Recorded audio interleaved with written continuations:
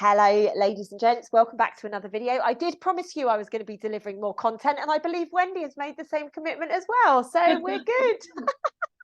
Today I'm joined with the beautiful Wendy Smith. Once again, she's one of my favourite people to speak to, let alone do interviews with. So Wendy, my love, how are you? I'm good. I'm good. I'm good today. I'm going to be totally honest with your viewers, listeners, etc. It's been like this for the last week and a half. That's Like what we're going to talk about today, right? Riding the cosmic wave, like riding the indeed, cosmic yeah. wave of healing and riding the cosmic wave of what's coming and everything else that is going on. I must say you look amazing. Thank you very much. You look gorgeous as ever, woman. Wendy, we had the chat before. Like, I didn't have time. This is still my training hair this morning. I literally didn't have time. I wanted to have a shower and wash my hair, make myself look pretty for you, like you have done. You're having your hair done, and you've got that beautiful glow on you. It's just amazing. But this is what you've got, darling. This is like I said. You always look bloody lovely. This is like I say. The only reason my hair looks like this is because I went and had a haircut today. My hairdresser makes my hair like this. I can't straighten it like this. Ends up like that normally. I love it. I love it. Honestly, we're not really that vain. We're not. Well, honestly, not. No, we're actually not. But it's just an interesting topic, isn't it? it So, is. Wendy, let's talk about this because Oh, I have been riding that cosmic wave with you, sister. My surfboard has snapped in two. But I've been riding it so hard, you know. So, talk to me. What's been going on with you?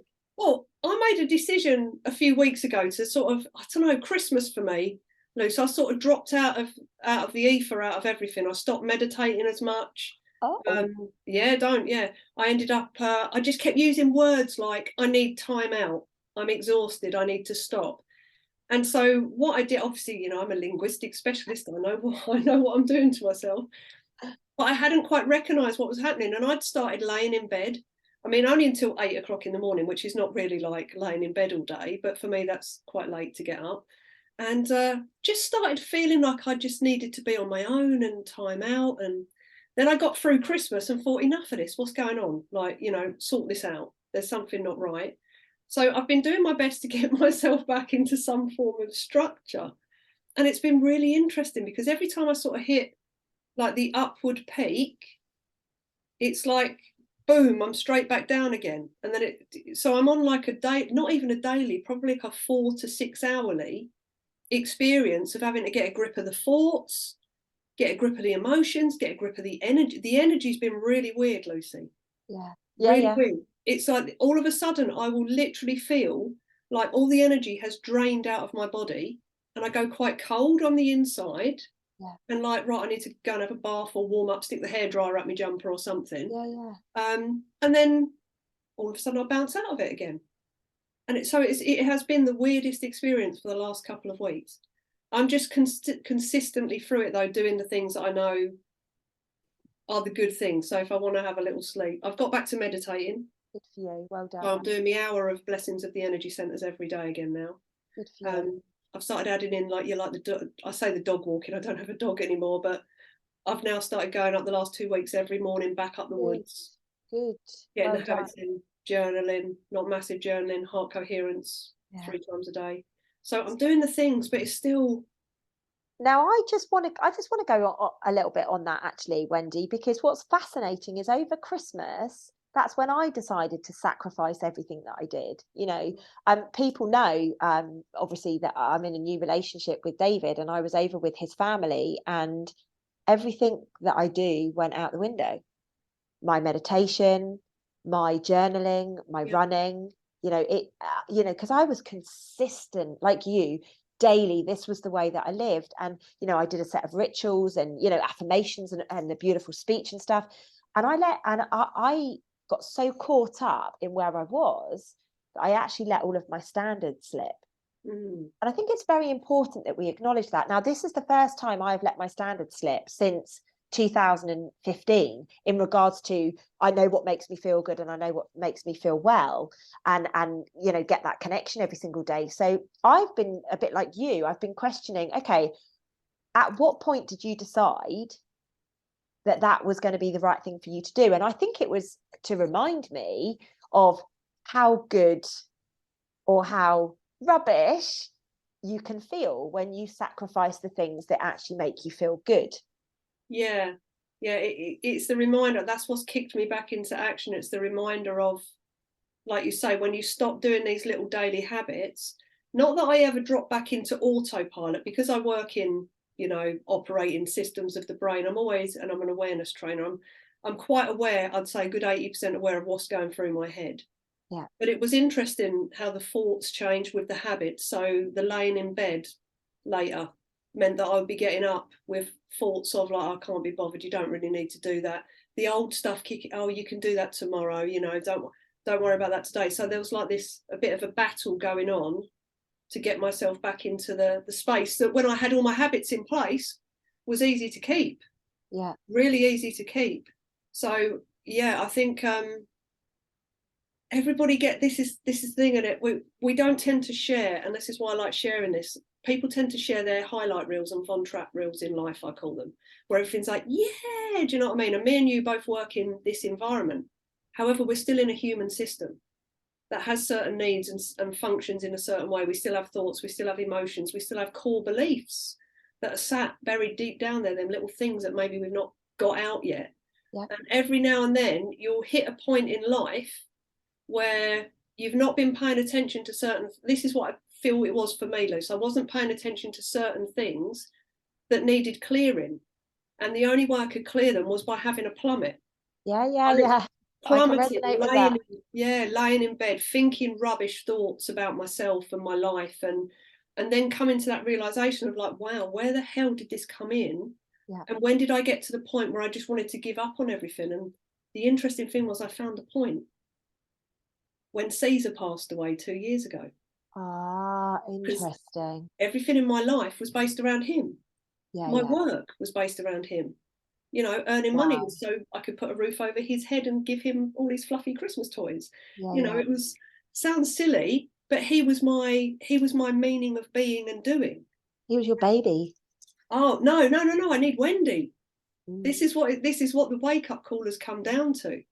So it's realizing that I was doing something constantly for somebody else being. Yeah, absolutely. Like it's your baby, like that's your baby, so you've got to, and actually we both teach people that yes, that's your baby, but the only way your baby's going to thrive is by you thriving. And I can resonate with that so much, because that's exactly what I did. I went into somebody else's life and I mirrored their life rather than maintaining my standards. And I'm so glad I've done that, because obviously now I can see it in my clients and help my clients legitimately, because I've been there and I've done it. Yeah, it's the self, isn't it? We teach this self-love. So I teach self first, not selfish. Yeah. But self first. And it was interesting, just this weird feeling that I'd had for the last 2 years, I couldn't put a grip on. It was because literally my whole life, I'm going to say this, bit of a blanket statement, but my whole life has been based around other people, not me. And I just woke up in January and it was like, what are you going to do for you, Wendy? When are you, no one's coming to save you. No one's coming to, create the success you have. No one's coming to, get your work, well, whatever it is, no one's coming for you. It's you first. Yeah. And it's interesting because that little switch has now ignited the little bit of fire I couldn't find. Yeah. Because it is, it's about me. And then when I'm on fire, I can help other people, no problem at all. Yeah. So it's fascinating that you say that, because literally this week on Monday, the fire came back inside of me and I was like, right, she's back. Like, honestly, it's fascinating. And everybody on all of my videos that I've done this week is like, oh my God, you are on fire. And I am, because I've got that passion back and I'm like, hey, hang on a minute, I'm the most important thing. And I guess this is a really, really powerful message for people that are sat there watching, whether you've got children, whether you're in a relationship, whether you're single, whether your parents or whatever. Like, this is a really important message that we need to embrace, embody, is the recognition that self must come first before you can help other people. Like they say on the aeroplanes, put your mask over your mouth first and then help other people. And if you're not doing that, what is it that's stopping you? I think for me, that was the bit that I never really could get a grip of. Yeah. Until it literally just, I'm pretty clean and clear. You know me, I'm clean and clear with most things. I don't have a lot of negative beliefs about myself now. I've done so much work. you know, but there's still, like I say to anybody watching this, there's still those little bits that are in there that a challenge will come up in life, and it will show you another little area, another little area to be worked on. And that one was me. I've never, not that I've never felt the value in me, but I've never valued me. Yeah. Wow. And now I do. Yeah. So everything I've created fascinating. in a space of not valuing me, now I value me. What can I create now for not just me, but for others as well? Yeah, yeah. You know, when you feel that, and it's the value. I think the value is the fire that gets ignited. Yeah. Yeah, absolutely. And think about how many people around the world have thrown away their value, you know, for a relationship, or for a mother or father, or for their children, or for a career. Like, that's where I threw my value away, like, was my career. You know, everything else came easy. My career was like that was it. That was my life. That was my security. That was my everything. Yeah, you do. And you do it without even realizing, because of the environment we're brought up in, where it's, you know, serve other people. I love serving other people. Oh, me too. But it has to be done with that energetic exchange that's benefiting you, not just draining the life out of you because you feel that you have to do it. You should do it because you have a want to do it, because you feel good in yourself and you want to share that energy with others. Absolutely. Rather than the you must, you know. Yeah. I think that's just brought up actually suffering from school. It's all that, when I used to say to someone, oh yeah, I'm really good at this, or don't get too big for your boots. Oh, yes. Oh, look at you, ego. Yeah, Or whatever, egotistical, they used to say, didn't they? Really interesting. All these little sayings that we pick up and we slam into our kids and say to them, you know, it's basically to stop you shining your light, to stop you even following your light, stop even finding your light. Yeah, exactly. You know what I mean? Out and standing in it. Yeah, squash you down and make you a little bit smaller. So then you're just always feeling bad compared to everybody else because you haven't got that, and you don't, you know, your belief system isn't the same as theirs. And instead of just going like, you know, what am I, who am I, and what am I, and what am I good at? What beautiful talents have I got that I can share out there?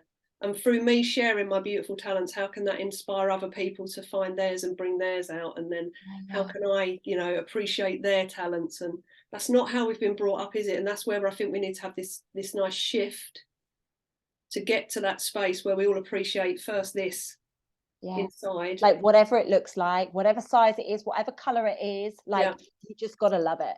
You know, it's not about sabotaging it to be better or worse or anything. It's about loving it and appreciating it, and then the changes will come. Massively. That's just reminded me as well, like the plant experiments. See my lovely oogly boogly. Yeah, it's beautiful. Beautiful. I miss my plants. I've got 2 of these, and you know what? They get talked to, they get touched, they get loved. I miss my plants. I used to cuddle them. I used to touch them. I used to stroke them. But they grow so healthy. I've never seen anybody who's got, like in the UK, beautiful. Everyone who comes in, they go like, "Look at your peace lilies, they're beautiful." It's amazing because I give them love. Yeah. And that's no different to the experiment, didn't they? And I don't know if you saw the one they had in the schools. They had 2 plants, one at either end of the foyer, and the kids were all told when they walked in past this one on the left, you had to tell it it's horrible and you don't like it, and say something horrible to it. And then as you go past the one on the right, you to touch it, tell it it's beautiful and that you love it. And I think it was only after a matter of weeks, the left-hand one was basically dying and the right-hand one was like, "Ooh, look at me, I'm just amazing." Yeah. We're no different. Exactly. And that has to start at home. You can't expect other people to be validating you and rewarding you and sharing, you know, beautiful things about you. Like, you've got to start with yourself. Like, you've got to tell yourself you look amazing, and you're, you know, that you're worthy, and that you're love, and you're the light, and you know, all of those things. It has to start at home. Yeah. Oh, definitely. Who is it? I like Mel. I don't know if you've ever seen Mel Robbins. Yeah. I love watching a bit of Mel Robbins. She makes me die.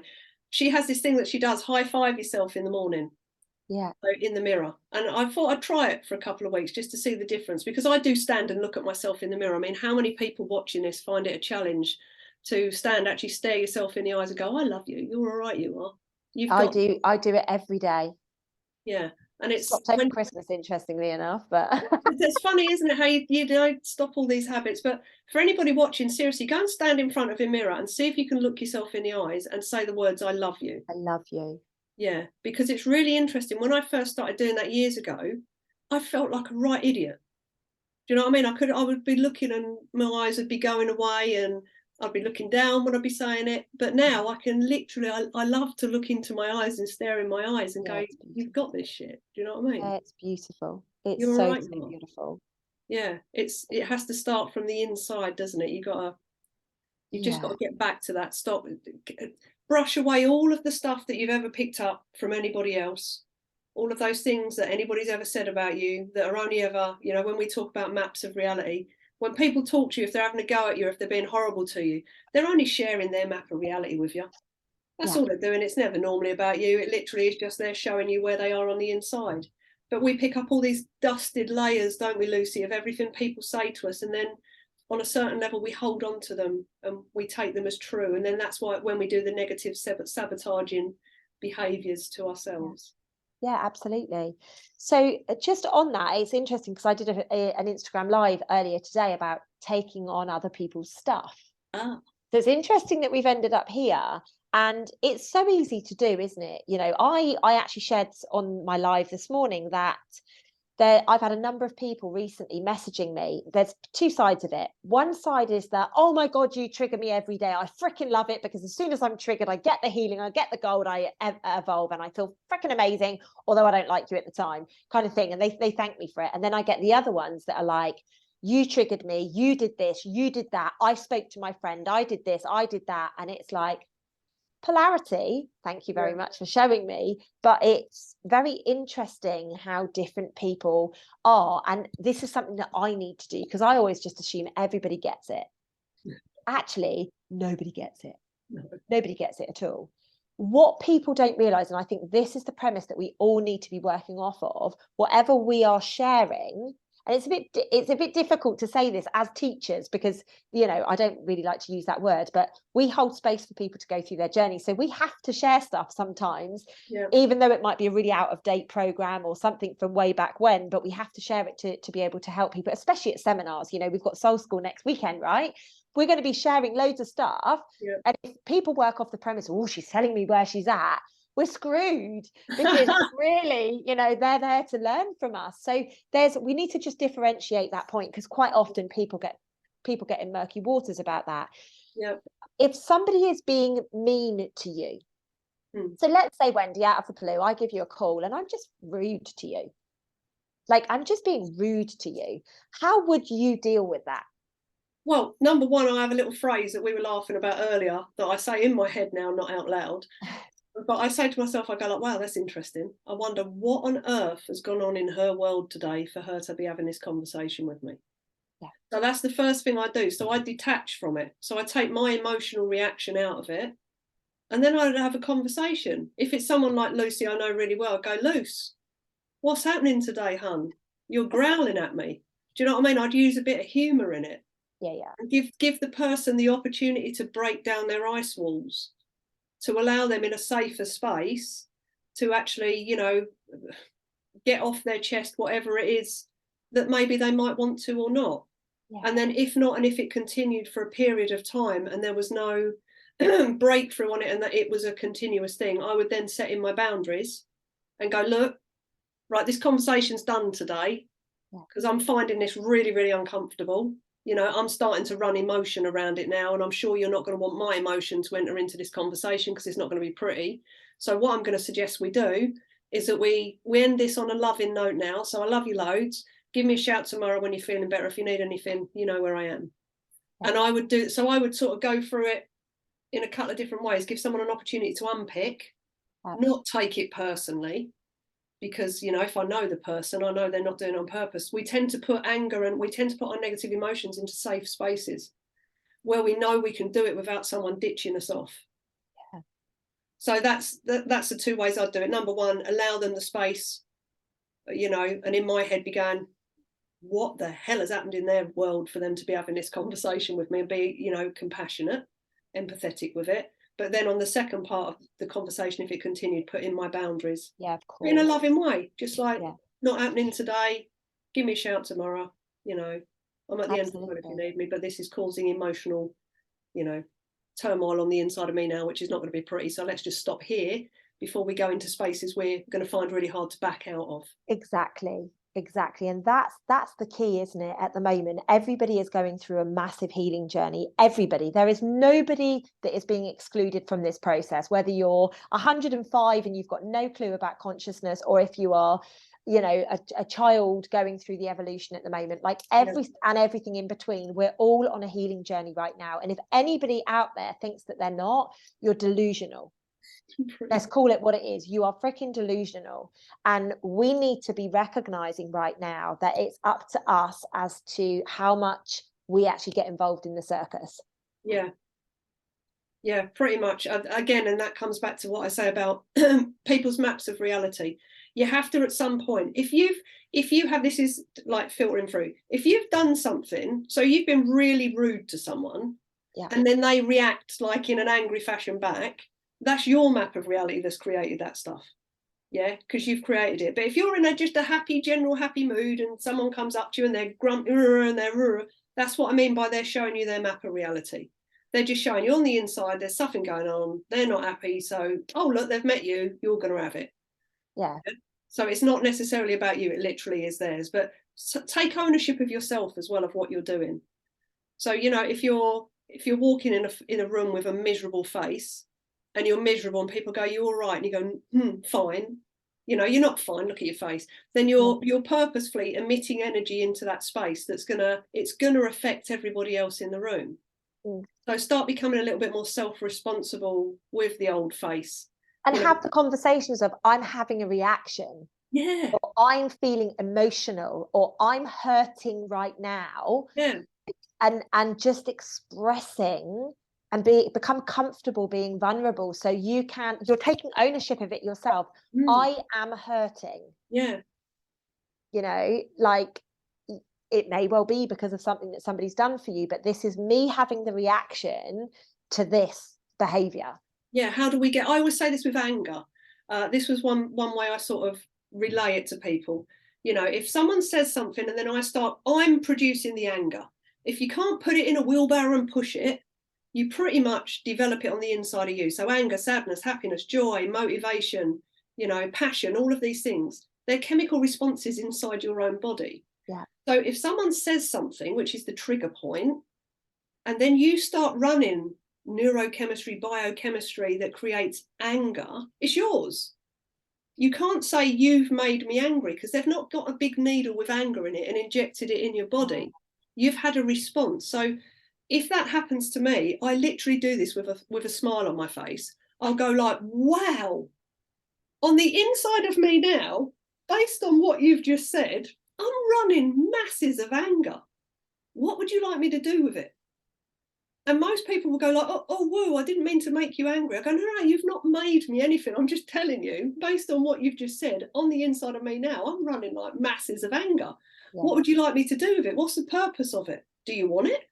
Do you know what I mean? Like, and then all that does is it starts a nice conversation. Yeah.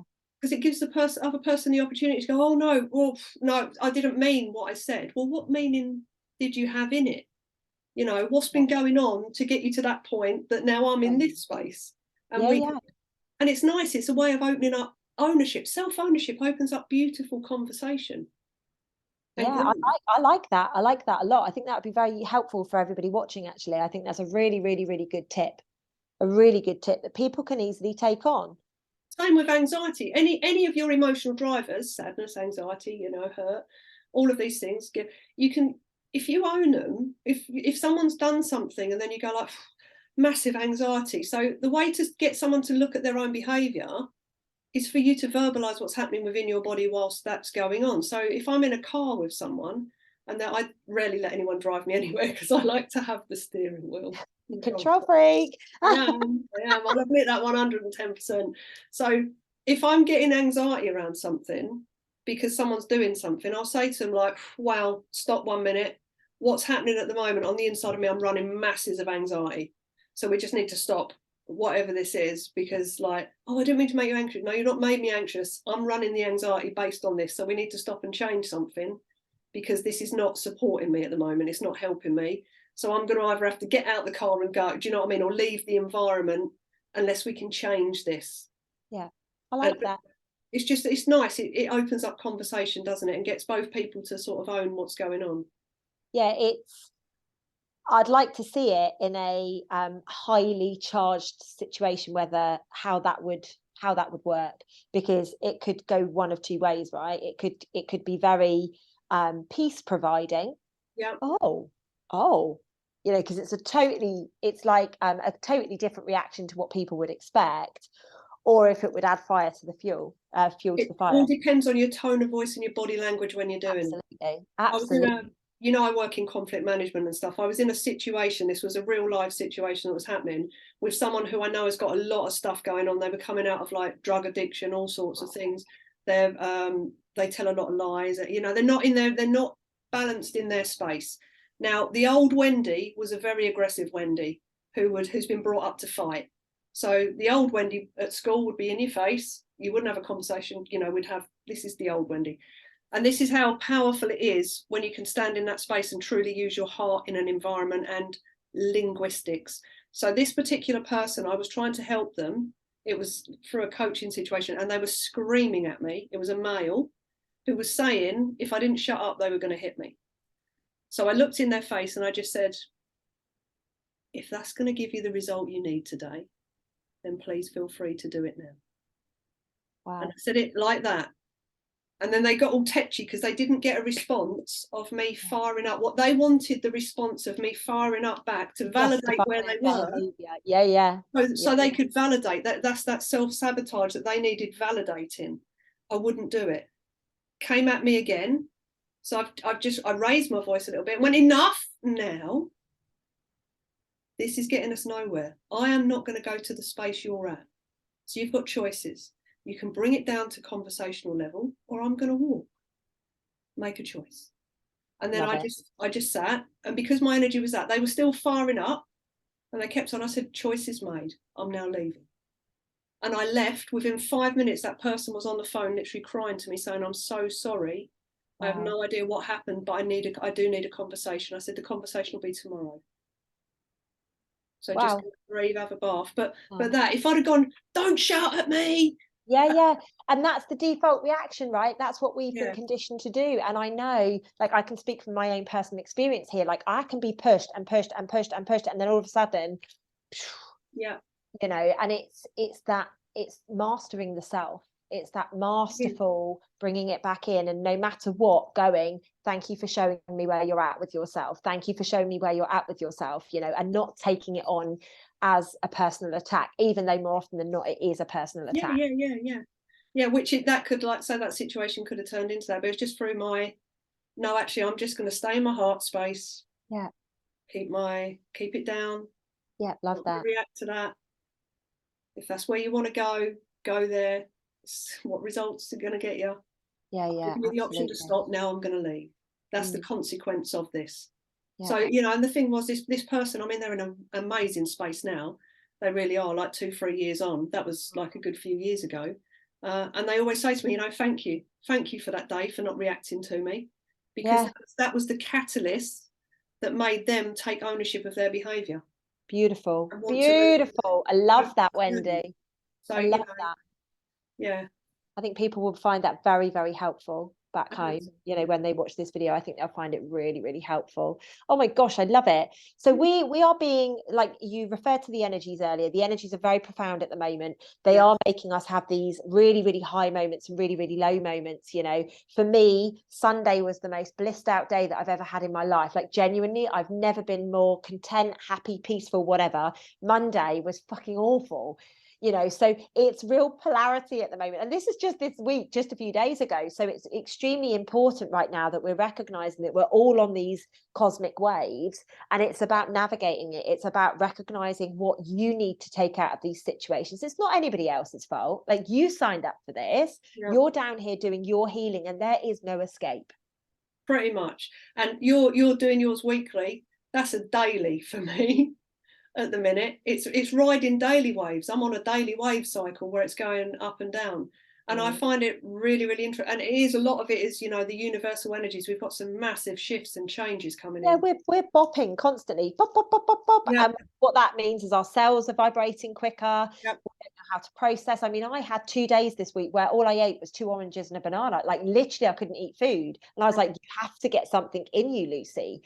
It was fascinating. Like we're evolving so much. The physical vessel is changing at a rate of right now. Yeah, I've been the opposite way. I've been food. That's really? the only way, literally, like the amount of food I've eaten over the last week. It's like, how the hell do you even pack that into your body? But I've just felt like hungry again, because but it's like an energy. It's like it's feeding the cellular energy. Obviously, food does that. Anyone watching, I know that.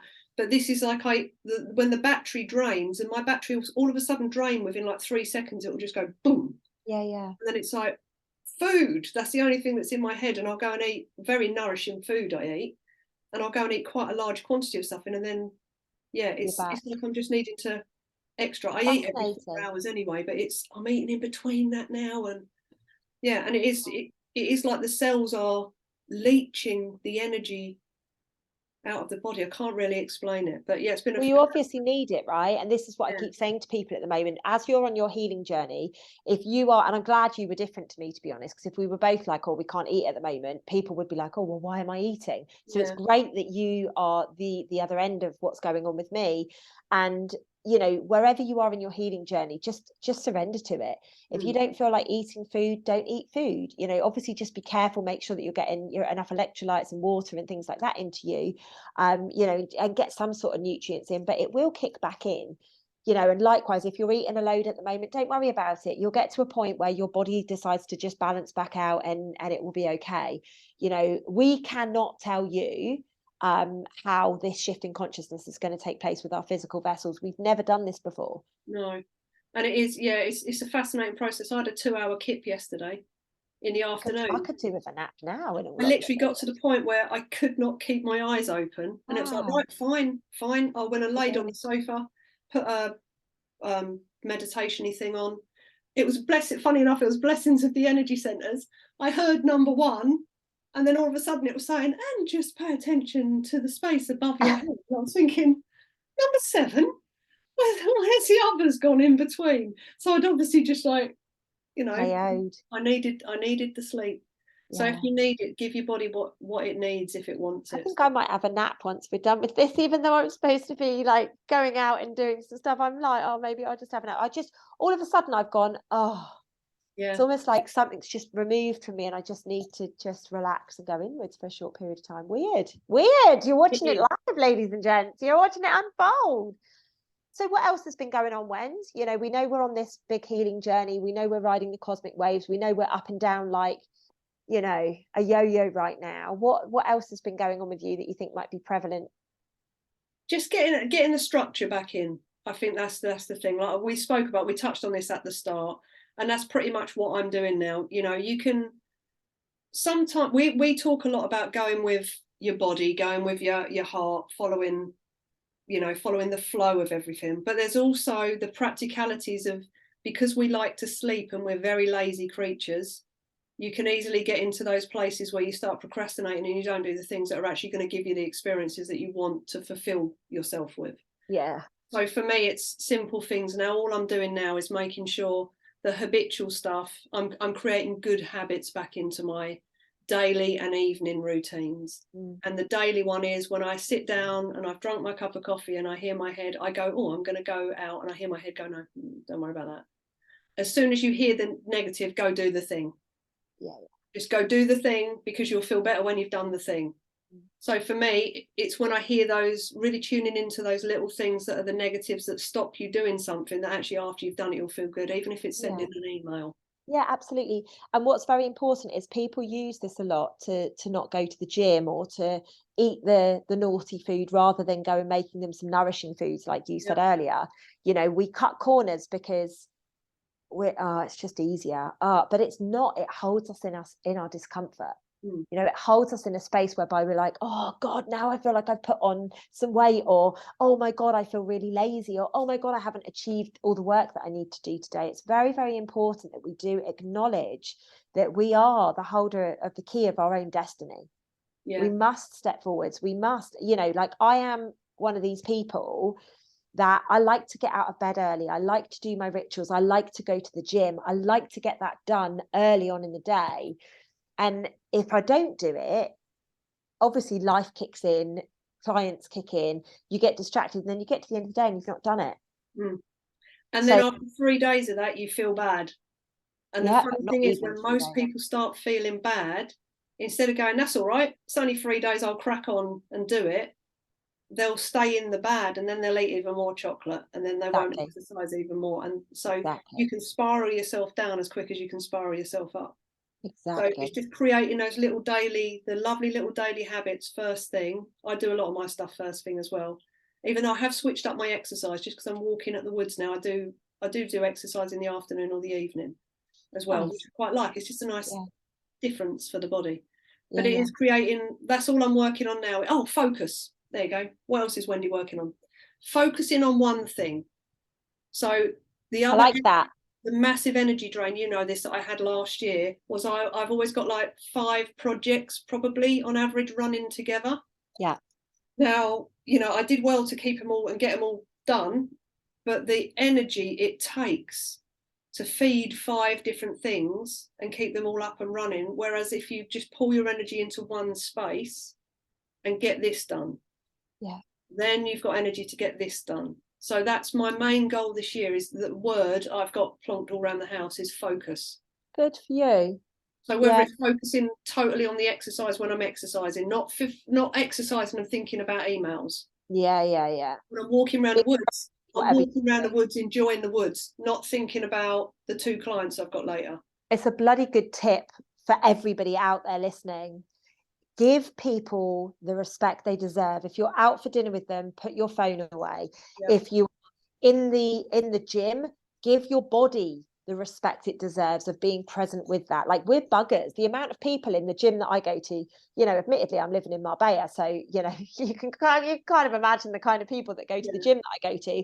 Like, they've constantly got their phones set up, they're taking, you know, all sorts, and there's no judgment of that, but imagine being present with your body for those 30 or 40 minutes or hour or whatever. Like, working on all the little bits. When you eat, like, be focusing on, oh my God, this is nourishing my cells. Imagine on, you know, focusing on the job in hand, whatever the job in hand is. Like, your life would change significantly. Massively by being in the now. A little tip with food that my one of my business partners, Claire, taught me, because she's a naturopath. When you're eating, because I have this habit of breakfast in the morning, I'll stand in the kitchen and eat my breakfast while I'm staring at the birds out the window. She says, go and sit your ass down. Because the simple fact is, your body cannot focus on eating the food while it's focused on holding you upright. Yeah. Love that. Good tip. Yeah. She's like, no, go sit down when you're eating. So whenever we're out doing retreats or anything like that, she'll follow me around and go, take the food to the table. And I'll be like, yes, Mum. It's very important to be present with the task that you're doing, because if you're not present with it, then how are you going to expect to get the best out of it? It's like, how can you put something out to the universe if you don't know what it is that you want? Because the universe is going to deliver you what you don't know. Like, oh, I don't know if I want that. Okay, we'll give it to you. And, you know, it's fascinating. You have to know, you have to have standards. You have to have, you know, a vision for what you want in your life so that you can actually create it. Yeah, the vision, that's been I'll tell you what, this one, purpose, has driven me insane for years. I hear people say to me, I need to find my purpose. And it's like, oh, do you know what I mean? You could spend your whole life looking for that one. How about just have a vision of where you want to be and what would make you happy and fulfilled? Yeah. And genuinely, Wendy, I genuinely think that purpose is love. That's it. That's all we're here to do, is to remember how to love and to be loved. That's it. Like, if you stumble across the fact that you love martial arts and you're going to teach martial arts, fucking good for you. If you stumble across the fact that you're a bloody good communicator and you're going to communicate for a living, good for you. But the fundamental core of a human being is to love and to be loved. Yeah, I like that.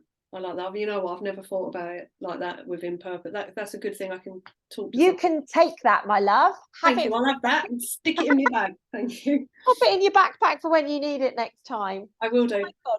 Wendy, I love speaking to you so much. I don't know how long we've been on for, but I know we've been talking for quite a long time. So we'll call the video a day there, but I would love to have you back on. We've got Soul School next weekend. I'm going to be flying over and we're going to be in Manchester, which is really exciting. So I can't wait to see you next week and have a big fat squeeze and create some magic for the people that are obviously going to be there with us. And there is going to be some serious magic with the stuff that's unfolding at the moment. I tell you, it's going to be magic. Sorry to cough. I don't know where that just came from. I'm going to need to cough again. One sec. She's just going to, I'll talk and I'll fill in the information. Soul School next week is going to be absolutely amazing. It really is. So weird. I just coughed 3 times and then sneezed. There's something, obviously, there's an old wives' tale connected to that, Loose, somewhere. Where's this just come from? Anyway, something you need to get off your chest, love. Maybe. I think we both know what that is. Anyway, on that note, my loves, let's give Wendy a big round of applause and thank you. Please do put your comments in below. We will catch up. And Wendy, I look forward to seeing you next week, my love. Oh yeah, and I look forward to seeing all of you guys as well. Exactly. We look forward to seeing you soon, guys. Lots of love.